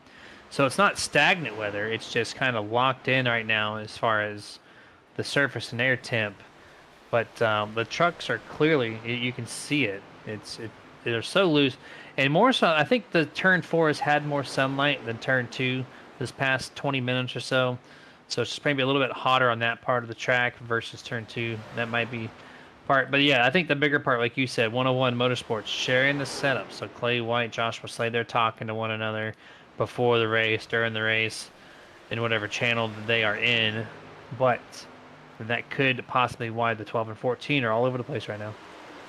Yeah, because I mean, we're not seeing a lot of other drivers doing it. Not saying it's not happening. We just happen to not be catching it on our camera feeds as they come through. As Clayton White again loose. That right rear is getting awfully flirty with Tank slapping that turn four wall. So definitely got to be careful with that because he's sitting right now in a solid podium position. He's got space in between himself and fourth place, the 22 of J.J. McCoy. We're on board with McCoy right now, and you see the 14 of Clayton White, and then the 15 of DJ Honeycutt right up there. So, again, it's one of those that's, drivers may need to just kind of back it down, let those temperatures come down a little bit, and kind of see what comes from it. Did you see the truck on pit road there? Yellow spoiler on pit road. Number 89, Bobby Mantle, engine grenaded. Oh, man. That's going to be your second place in points. Is going to give up the point lead, or at least second place to Joshua Slade as well. This guy was top three contention for the first half of the race. And I don't know if you got it on your end, but I want to know what happened to this 89. Yeah, I don't know exactly what took place on that one, Jeremy. So here's the thing. It's we're gonna kind of go back here and see. You're gonna be in for a treat on this one. You see the smoke on the bottom right hand corner, hits the tire barriers as you're watching Ronald Holmesy here. There's the aftermath. You don't see the damage on the truck, but just coming down for pit road. Did he Larson? He Larsoned it. He did. He Homestead Larsoned it from 2023. Oh, you see what he did? Yeah, you see what he did. He kind of throttled in between the racing surface and the apron there. Maybe did it a little too much, and it upset that truck. And there you see it as he makes heavy contact into those barriers, and that's what did it. That engine is cooked.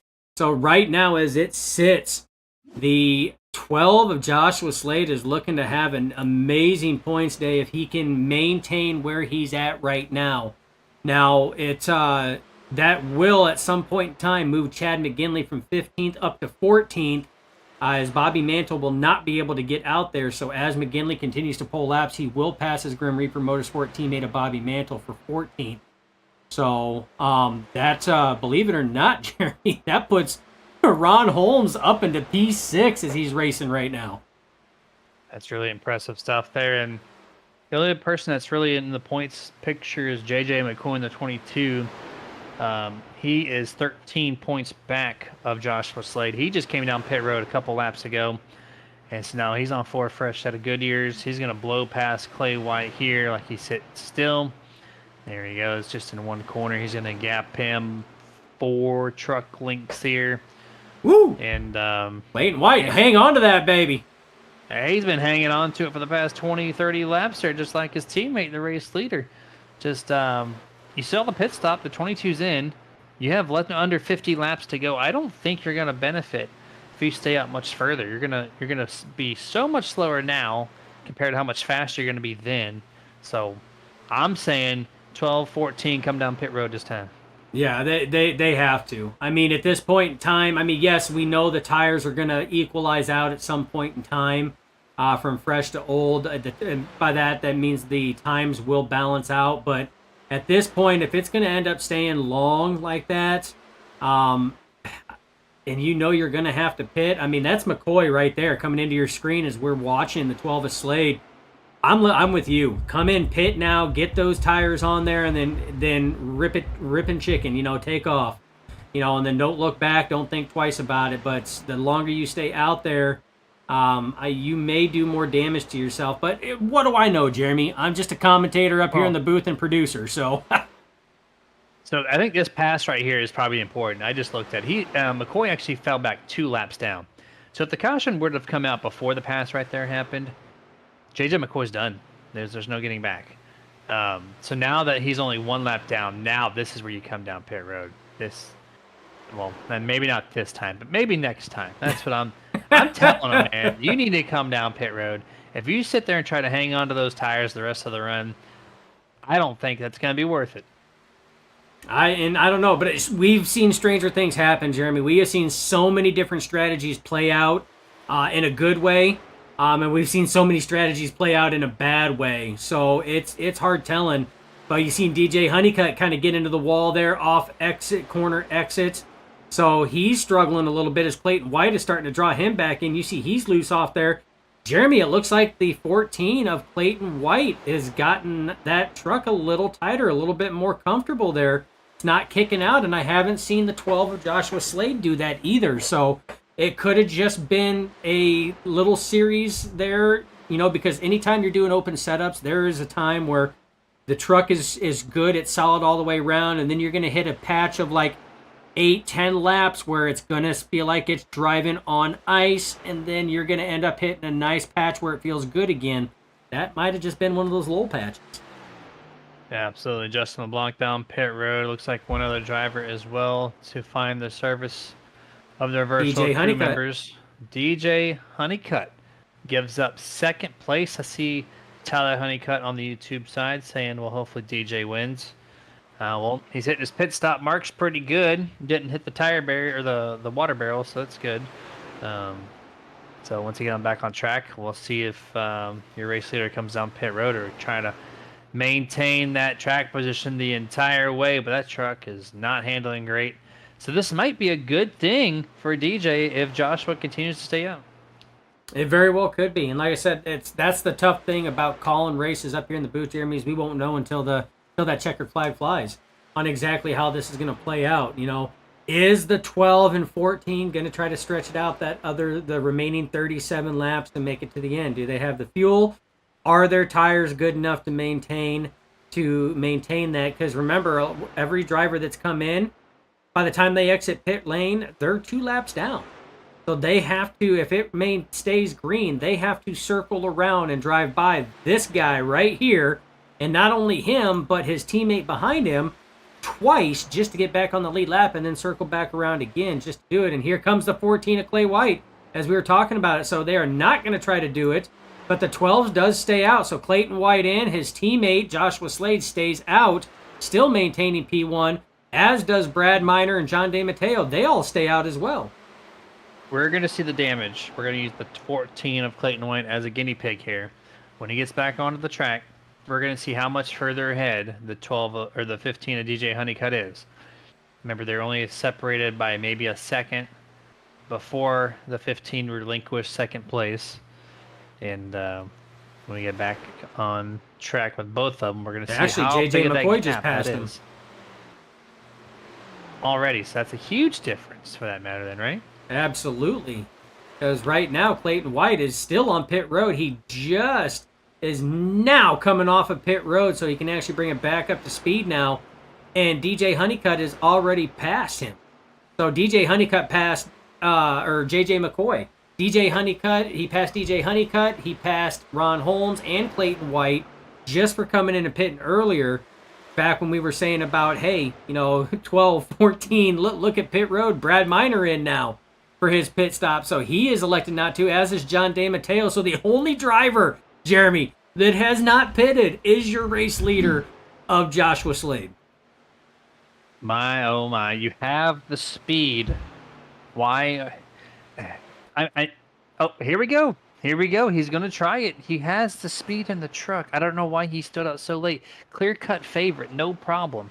Now I think, well, I'm going to hold my words, but I think he's going to have to fight for this position, Dustin. I don't know. We're keep an eye on it. I think you're right. I really do. JJ McCoy, out of this whole transition, takes this lead over easily. And Slade's going to have to fight for it. Now, he's going to have fresher tires, but I don't know, Jeremy. I hate to sit here and naysay on somebody's pit strategy because, again, I don't know. And I've seen stranger things happen. I've seen crazy stuff happen just as you have. So we're, I'm excited to see how this is going to play out if it goes caution free All right, right for there. the next 30. Yep, and that entrance to turn number 1 puts JJ McCoy P1. And there's Joshua Slade exiting pit road. This is going to be almost a half a track. It will be a half a track difference between the 12 and the 22. 29, 30 laps, whatever the count is, left to make up a half a track distance. And look at that. His teammate, 14. yeah, just went by him. Huge call here from the 12th camp to decide to pit so much later than everybody else when you already had the winning truck in the speed. So, I mean, I'm going to have fun. I'm going to have fun watching the pylon here and watch this 12 go from 6th to 5th to 4th and see what he can finish up with. Yeah, and like I said, it's right now, JJ McCoy, he's setting sail. He's gone.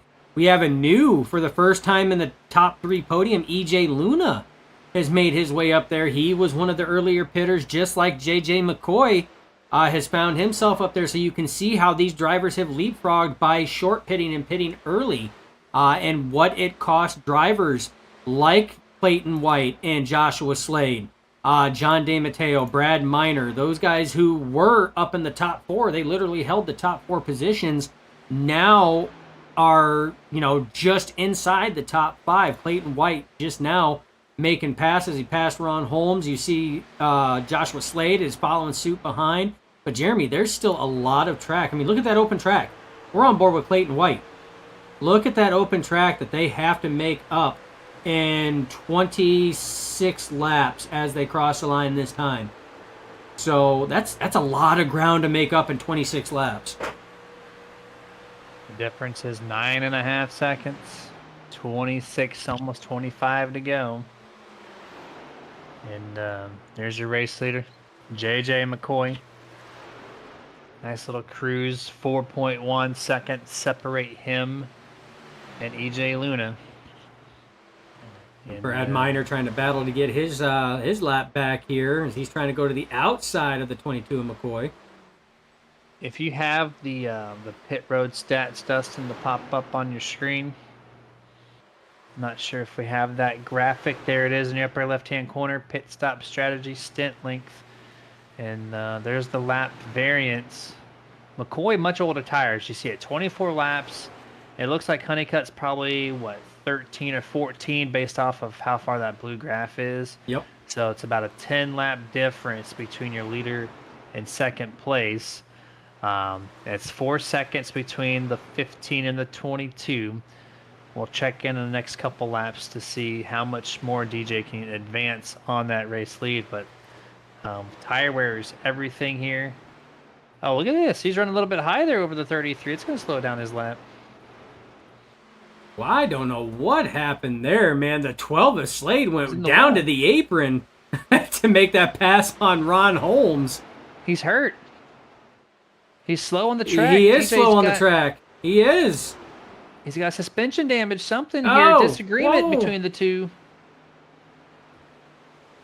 He's going to let him go. I thought maybe he was going to retaliate more. Okay, we're going to do a VHS rewind on this one here because we got to see exactly what happened on this. Oh, I don't know. Oh, yep, right there. So there's a little bit of contact between the 15 of DJ Honeycutt and Ron Holmes. Oh, man. Well, solid impact. Keep your comments clean on that one. Your race leader is also a yellow spoiler, so I don't know if that's part of that situation, but that clearly took out the 15 from potentially winning this race, trying to run down McCoy. But I'm going to kick it back once we go live. Joshua Slade is proving me wrong, Dustin. He was 9.5 back with 26 to go. 20 laps to go. And he's 3 seconds back. No, 2 seconds. He gained a whole second in 1 lap. He's coming. He's coming. This man's running qualifying lap times. You see the 22. He's actually on that same straightaway, clearly being under 2 seconds. And so I'm just going to hang up my headset now. Good night to everybody. Clearly, I don't know what I'm talking about up here. See, and this is why, as commentators and as the broadcast and production crew, we have a hard time trying to break down every driver's strategy because we don't know what ones are going to work. We can only speculate what's going to happen, but Jeremy, he's right on JJ McCoy's back bumper. He's going to pass him. Like, he is there. Gives him a little tap to let him know, hey, I'm here, man. I'm faster. Get the hell out of the way, or I'm going to move you. Because that's exactly what he did.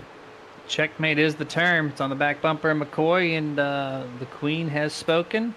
Moves you out of the way, and here we go. 12, Joshua Slade back to the P1, and now he's going to have a fun game of how much time can I advance over second place. Yeah, and my question is now is, his teammate is Clayton White, who's also sitting podium. Just Clayton White came in just a lap or two before Slade did. Is he going to be able to chase down McCoy? Maybe get a one-of-one Motorsports 1-2 finish like we almost seen 2 weeks ago? We won't find out in 16 laps, that's for sure. Oh, Clay White almost made contact with Danny White. Turn 4, had to check up the 14. He's trying to run down for second place. And actually, you know what? Looking back over here. Oh, never mind. I saw something different. But yeah, that was a close call there off turn 4. He's going to get around him this time on the back straightaway. And now JJ McCoy right in front of him. That's for second place. Yeah, for second place, they're battling right now. So, Jeremy, I'm going to point this out right now. Please do. Why not? I'm going to point this out right now. So, as it sits right now, one-of-one Motorsports holds 4 out of the top 5 positions. The only meat in that sandwich is Grim Reaper Motorsports driver JJ McCoy holding third. Slade, White, DeMatteo, and Minor are all one-of-one Motorsports, so they definitely did something to bring out. They brought out the big guns for Dover Motor Speedway this week so far. They put the time in, they got a setup down, and they're enjoying this track. Exactly 1 mile in length, 200 laps. We're going to take 200 miles here. And it's all coming down to 13, now 12 to go. Next time by for Joshua Slade. And yeah, you're right. The team one-of-one Motorsports just completely in control from the green flag of the start of the race. Now almost to the checker flag, 11 laps away. So excellent job from one-of-one Motorsports to put together not just the setup, because you can have a good setup and still have a driver who can't handle it and finish in the back. So all these drivers have practiced with it. They got accustomed to it. They got comfortable with it. And they all took advantage of it. And they're doing a hell of a job tonight. Oh, absolutely they are. I mean, we also have to shout out Lone Star, though. I mean, you see they got EJ Luna running 6th, Justin LeBlanc running 7th. You got Stephen Hayes running 8th, Danny White running 9th. So Lone Star Racing is right there as well. They have 4 drivers in the top 10 right now. And only 2 Grim Reaper Motorsports drivers in the top 10, that being JJ McCoy and Ron Holmes sitting P10 right now. So right now you see clusters of teams that are really showing what they brought for this week. Yeah, and I know we've commented about it, but I love the colored spoiler still, and it makes it so easy to see who's doing what. There's no guesswork for us up here, and yeah, you can see the yellows are grouped together. You can see the black ones are grouped together. The orange ones are. It's just really fun to see all that. And so there's McGinley and McCoy here. McGinley's going to give that up. Of course, McGinley's hurt. Sadly has to give up that spot to McCoy on the track because it's not for position. The car's well off the pace. He has gained 3 positions, though, since that incident. He's from P15 up to P12, so it's going to lighten that hit. For points. Yes, absolutely. It's a good point to bring up, too. And Joshua Slade, 4.5 second lead over his teammate Clay White. Clay's trying to keep him in check here a little bit. Yeah, and he is. And right now, I mean, both of these drivers they're on an island of their own, in their own zip code. I mean, they don't have any pressure around them whatsoever. I mean, at this point in time, they could coast the rest of the way and still be good, that they've got that much, And really, you look at JJ McCoy, I mean, he's got a little bit of space. He's got a straightaway between him and fourth place John DeMatteo. So he's got no pressure behind him either. You know, at this point in time, if you know you don't have anything for those two leaders, just lock it down, lock in that podium, get through Dover, and move on to next week. They got just a handful of minutes left, and they can see that checker flag and do exactly just that. And 4.5, almost 5 seconds is the gap for first and second. 3 seconds back further is McCoy. And then 7 seconds back of him is fourth place DeMatteo. So really spaced out in the top 5. Most likely not going to see another pass amongst these 5. And the top 5 are the only 5 on the lead lap. Not for long. Back. 1 lap down or more. Not for long. You say that, but right here on your screen is Brad Miner. That's one of one motorsport driver, Brad Miner. Right behind him is his teammate and current race leader, Josh Slade, and he's hunting. So there is soon to be only 4 trucks on the lead lap if Slade can get to him here with 4 laps to go in tonight's event. I'm sure he wants to make that happen. He's got something to entertain him right now. The gap's 5 seconds behind him. He's not worried about that, I guess, at this point. So now it's a little bit of funness of, can I put 5th place 1 lap down just to make this race a little more dominant for myself here. And he's trying. Like I said, 3 laps to go as they come off turn 2. About 5-6 truck length difference in between Miner and Slade as they're running. And Jeremy, you take a look at that track map. We talked about green flag pit stops and everything else. I mean, just look at where everybody's spread out all over the place. Like these drivers, they're taking up 3/4 of this track easy as it sits right now as they're all over. And we literally only have 5 drivers on the lead lap. Soon to be 4 if Slade keeps going. But at this point in time, Slade doesn't have to pressure his teammate. He can just ride right behind his teammate and just chill for the next 2 laps and be golden. Yeah, honestly could. I mean, there's no run to get the elevated esports racing 1 to go. Don't need to do anything, but, you know, have a little fun while you're doing it. He's not going to get to him, it doesn't look like. 3 and 4 for the final time for Joshua Slade. The fastest truck in the race session, and here we go. Collecting his 2nd checkered flag, I believe, of 2024A. Job well done for Joshua Slade. That is third. That's third. I'm pretty sure that's third because he won. Yeah, he won earlier. Third. Yeah, he won earlier in the season as well. So that's win number 3 for Joshua Slade, and that is that is going to be a huge points day for that the driver of the number 12 in that team right there. So you see a little congratulatory bump there, and it looks like the 26 may be out of gas there. No, just giving a little bump there. All right, Jeremy, here's the moment of truth. Is he going to try to burn it down, or is he going to play the safe route and not do anything? Well, you got to do the burnout. There you go. They just don't hit the wall. That's all I ask. Ooh, and he's you've seen it. He's super cautious. He doesn't want to get a stern talking to by Mr. Jeremy Stanley. That's right. And he's avoiding trucks and walls, so he's going to... he got so close. He's toying with you.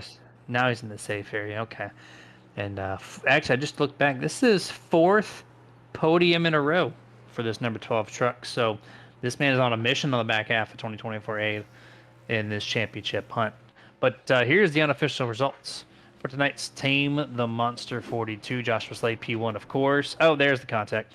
Clay White, 2nd place. McCoy, 3rd. Bradley Miner, 4th. John DeMatteo rounds out the top 5. 6th through 10th will be EJ Luna, Justin LeBlanc, Stephen Hayes, Danny White, and Stephen Knight rounds out tonight's top 10. Dustin, you got 11 through 20. Yeah, Ron Holmes brings it home in 11th after a struggle of a race, but still brings it home in P11. Then it goes Chad McGinley, who had that contact with teammate Steve Knight there. Damaged truck. Does bring it home P12, though. Salvaged every point he could.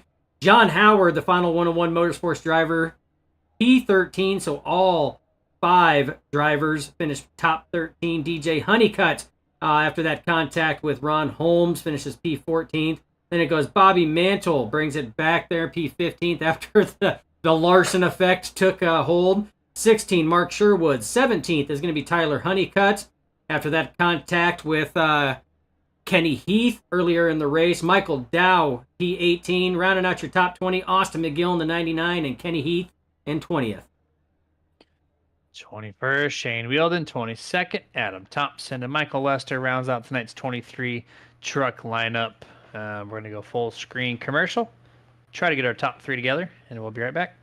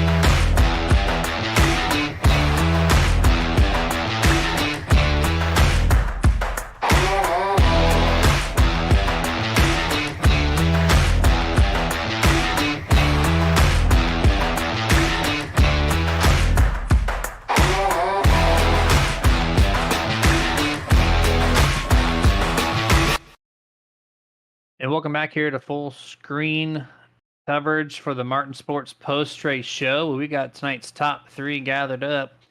And the first one on the list, third place, number 22, JJ McCoy from Grim Reaper. JJ, welcome to top 3. Hey guys, how are we doing? Hey, we're doing pretty good up here. You guys had a pretty eventful race out there. A lot of weirdness, a lot of slapping off turn 4. And how did you bring it home P3 tonight?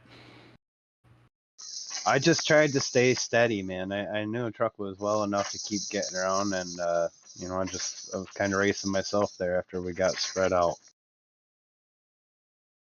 Yeah, things got spaced out pretty early, and your teammates, a couple of them kind of crashed into each other. Then the rest of them were just Bobby Mantle had a pit road issue there.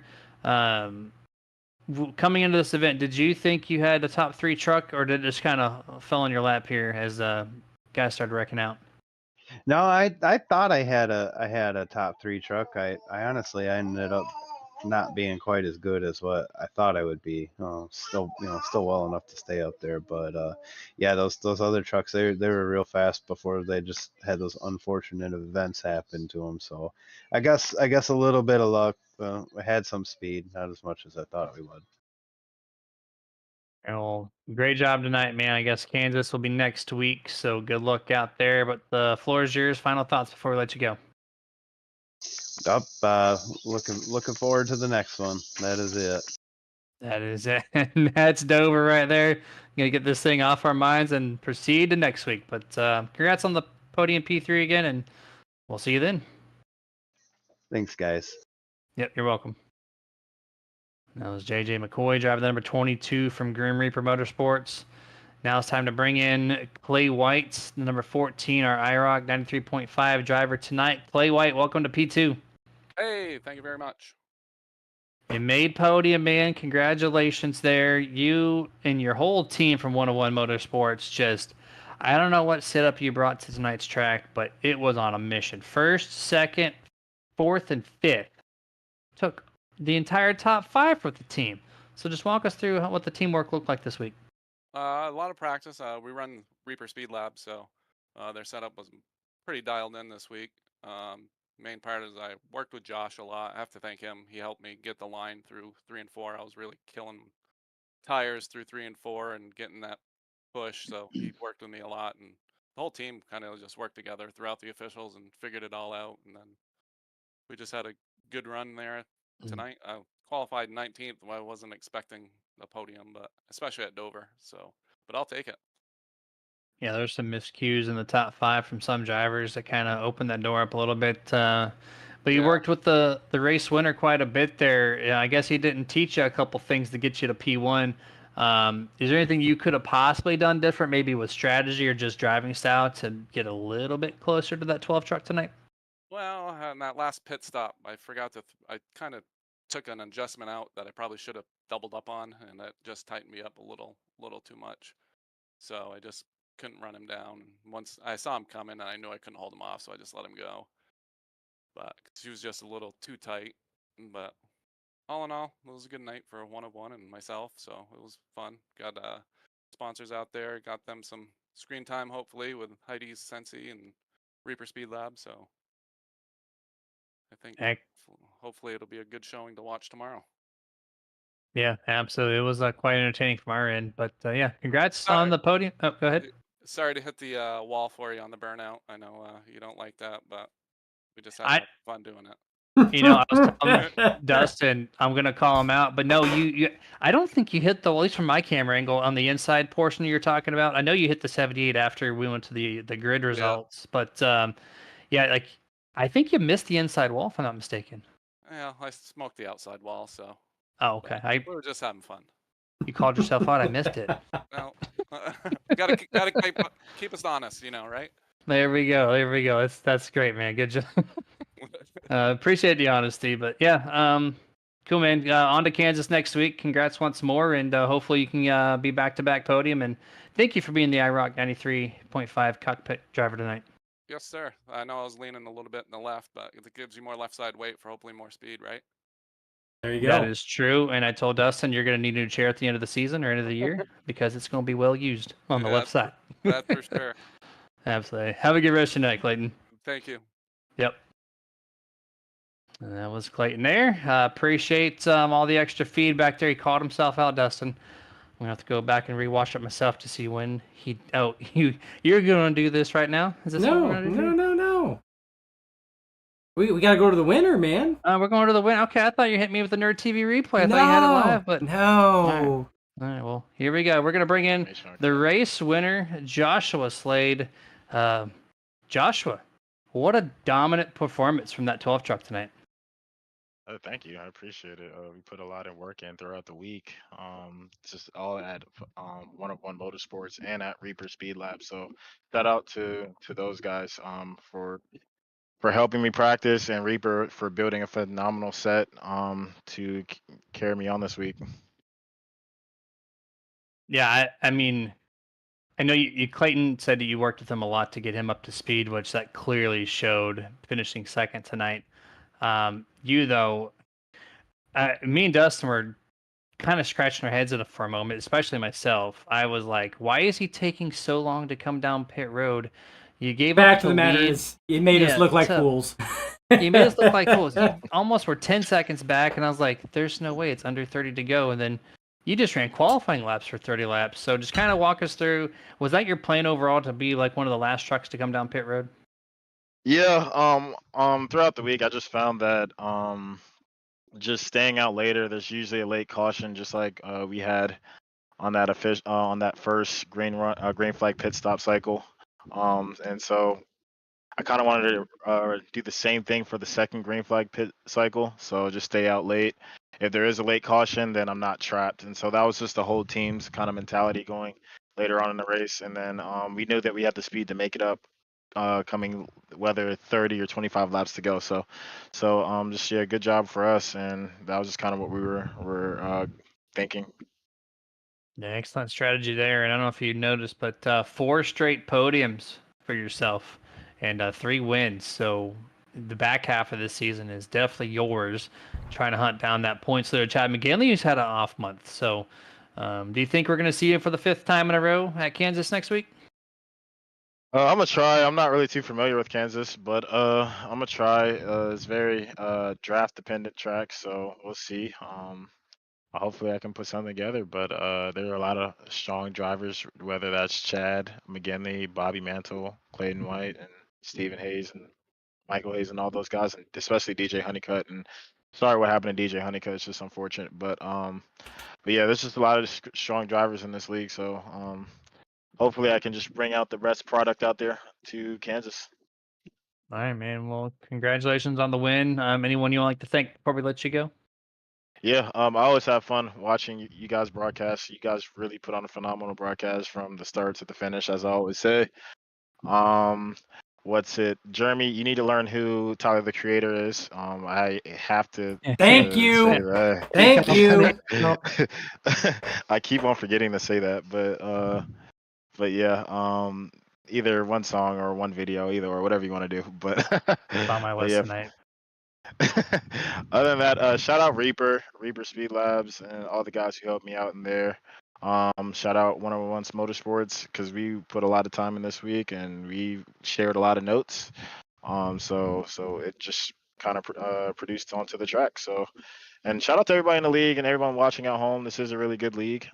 So it's fun to watch. We have some excitement, and just like we always have some drama. So it's just like the NASCAR experience, you know. So it is what it is. But we'll be on next week to Kansas, and hopefully we can finish good. All right, man. Well, good luck out there next week, and maybe we'll be talking to you at the end of the race. Hopefully. All right. You guys have a nice night. All right, you too, man. Thank you. All right. Appreciate it. Yep. And that was Joshua Slade giving me some homework tonight, Dustin. You got some homework. You told me last week I needed to do it, and then he said it, so I guess I have to, right? Absolutely. Yeah, you gotta do some studying up. But I tell you what, this was a good race. It was a typical Dover race. I mean, a tough race, tough track. It is not friendly to every driver. We've seen about everything possible that could happen. Teammate on teammate violence that affected the points standings a little bit. So we've seen dominance. You know, another team come in and dominate. Actually, a couple teams. I mean, we can't count out Lone Star Racing. I mean, they did a phenomenal job. I mean, they had, what was it, 4 drivers in the top 10. You know, you had 4 one-of-one Motorsports drivers in the top 10. The other 2 drivers were Reaper. So it was a good team effort on that, and it really showed the teams that worked together and stuck to the strategies they worked on. So it's another reason why I love Dover. It's such an amazing track, such an amazing facility. I enjoy coming here and racing, and I enjoy coming here and calling races. Yeah, 100%. I enjoyed as well, and originally was like Sunday's not for me, but I've actually grown to really like this place and this time slot. So hopefully we can continue this partnership moving forward. We got 3 races left in the opening season for 2024, and we're going to start that thing off in Kansas next week, and then they're going to be followed off with an off week for Mother's Day. So you guys, we're going to send you off rather, with a little video thanking our sponsors one last time. Until then, stay safe, get your nerd on. We'll see you Tuesday.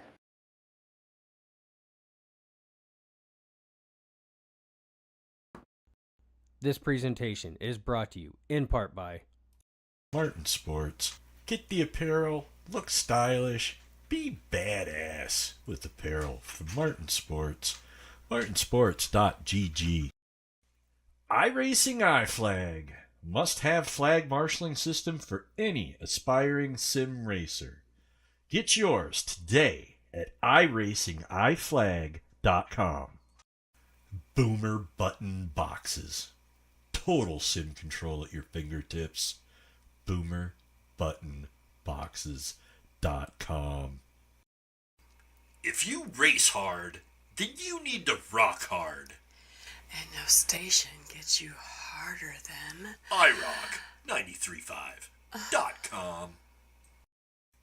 If you're a collector and that's your game, then Dusty Pete's, that's the name. DustyPete's.com. TWRS. Got the rig? Got the sim? Now get the speed with setups from TeamWatsonRacing.com.